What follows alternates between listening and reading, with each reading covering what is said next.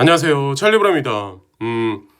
코인 시장이 몇몇 개 이제 알트코인이 막 이렇게 오르다가 잠정적인 뭐 조정에 들어갔는데 이거를 보고 아마 각종 이제 그 초보 투자자들이 많은 그런 커뮤니티에서는 와 대폭락이다 코인 상승장 끝났다 막 이럴 수도 있는데 제 개인적인 이제 견해를 한 가지 이제 말씀드리면 이게 어떤 거냐면 막 이렇게 이런 뭐 하루 이틀 뭐 약간 좀 미온적으로 이제 흔들흔들거리면 막 그런 분들도 아마 있을 거고 그러니까 어차피 뭐 아시겠지만 여기 코인 시장 시총의 이 80%는 이 80%는 0.05%가 다 가지고 있어요. 그거를 이제 모르시는 분들이 많은데 이 0.05%가 전체 코인 시장을 좌지우지합니다. 수익도 가장 많이 보고 이제 기관 투자가들이 이제 주로 전체적인 시장에 이제 핸들링은 하겠지만 뭐 윈터뮤트라든가 뭐 DWF 랩스가 주가 되게 해가지고 이미 그 나머지 기관들이 되게 중요 시점 바로 직전으로 아마 들어갈 거예요. 그래서 많은 아마 호재거리 뉴스들이 많이 이번 이제 단기적인 하락이 끝나면 이제 나올 거라고 이제 생각을 하고 어쨌건 뭐 흔들려가지고 뭐 이러쿵 저러쿵 하시는 분들은 뭐 어쩔 수가 없는 거고 이 기사가 나왔어요. 자, 이게 뭐 이미 보셨겠지만 이게 여기는 리플 갈링하우스 임명 뭐 트럼프 백악관 가상화폐 총괄로 갈링하우스 임명이라고 써 있는데 임명은 아니고 물망이죠. 물망 후보 순위에 올렸다. 근데 이런 기사가 월스트리트 저널 자체에 나온다는 자체가 사실은 이미 어느 정도 라인이 형성된 게 아닐까라는 생각을 이제 제가 하게 됐고 그리고 4일날 그러니까 한국 시간으로 4일 밤 정도가 될 텐데 RLUSD 있죠? 요거 스테이블 코인 이 관련해서 뭐 후행해서 이제 기사들도 나오고 앞으로 뭐 호재거리가 있으니까 이것도 이제 좀 제가 12월 달 정도 되면은 이게 좀 나올 가능성이 높다라고 예전서부터 이제 강조를 많이 들었던 것 같은데 아직 뭔가 이렇게 확정적으로 된 건 아닌데 이것도 사실 나쁜 건 아니죠. 사실 코팍스가 이제 도장을 받으면은 사실 되게 한국 코인 시장에는 엄청난 일이에요. 호재예요. 사실은 바이낸스가 우회적으로 코팍스를 통해서 한국 시장에 진출한다.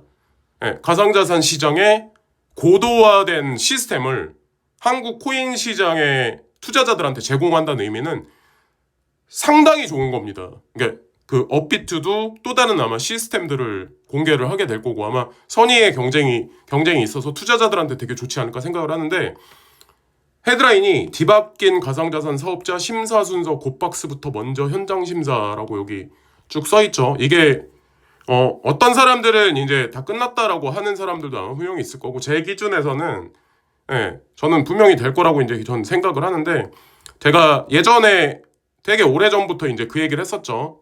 지금 현재는 빗썸이 2위예요. 업비트 다음 순위예요. 그것도 이제 되게 높죠. 점유율이.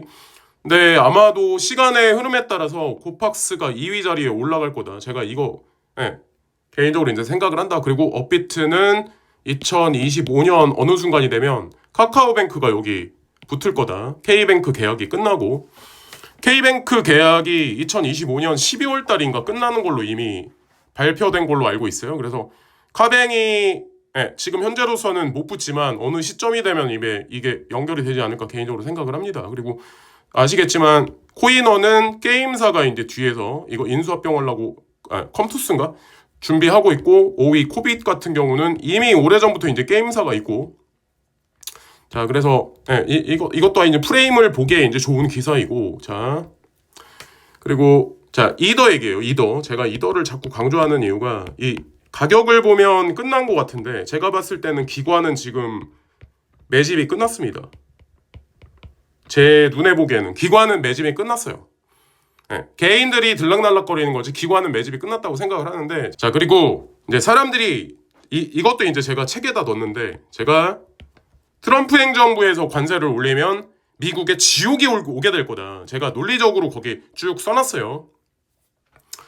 저랑 이제 반대로 그러니까 관세를 올리면 뭐 중국이 수출을 못하고 뭐 브릭스는 망한다 이런 사람들도 있는데 어쨌거나 저쨌거나 보자는 거죠. 누구 견해가 결국 방향성이 맞았나 한번 보자는 거죠. 11월 27일 날 식품 에너지 인플레 미국 경제 트럼프 관세 부마랑 만나라고 해서 이 헤드라인으로 이 기사가 나왔어요. 그래서 결국에는 G7 대 브릭스입니다. G7은 아시겠지만 저성장 국면으로 이미 진행됐어요. 지금 이미 진행됐고, 브릭스는 중국을 필두로 해서 4차 산업혁명, 그리고 인도는 아시겠지만 중국에서 3차 산업 관련해서 막 이런저런 제품을 생산했던 게 다 인도 시장으로 많이 갔었어요. 네, 아시겠지만 거기에는 인구가 계속 쭉쭉 늘어납니다. 지금은 이제 중국보다 많이, 그죠? 그래서 아마 인도 같은 경우는 제가 아는 걸로는 8점 몇 프로 정도 상승하는 걸로 알고 있어요. 네, 여기에 이제 객관적 자료가 있습니다. 그러니까 아시겠지만 트럼프 이 대통령이 멕시코와 캐나다에다가 관세를 부과하겠다. 그것도 북미, 남아메리카 쪽에. 그렇게 되면 어떻게 되냐면 여기 보세요. 멕시코, 캐나다에 25% 관세 부과하겠다는 트럼프 당선인의 발언과 관련해 돼지고기, 소고기, 아보카도, 데킬라 등 식료품과 주류 가격이 상승하고 향후 상품 부족 현상이 나타날 가능성도 거론된다.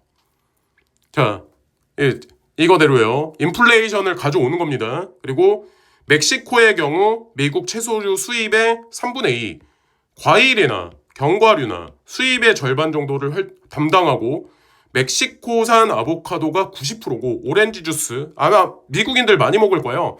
이거 35%, 딸기의 25% 등에 대한 의존도가 높은 상황이다. 거기다가 아보카도 주산지인 멕시코, 여기도 인플레이션 소용돌이를 유발할 것이라고 했다라고 지금.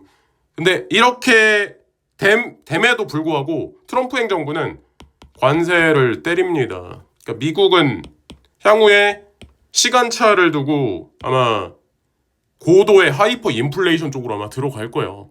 이게 결국 좋은 건 아니거든요. 야, 원유에 관련해서도 맞습니다. 원유 가격이 내려가야 인플레가 잡히는데 원유 식품뿐만 아니라 원유도 마찬가지예요.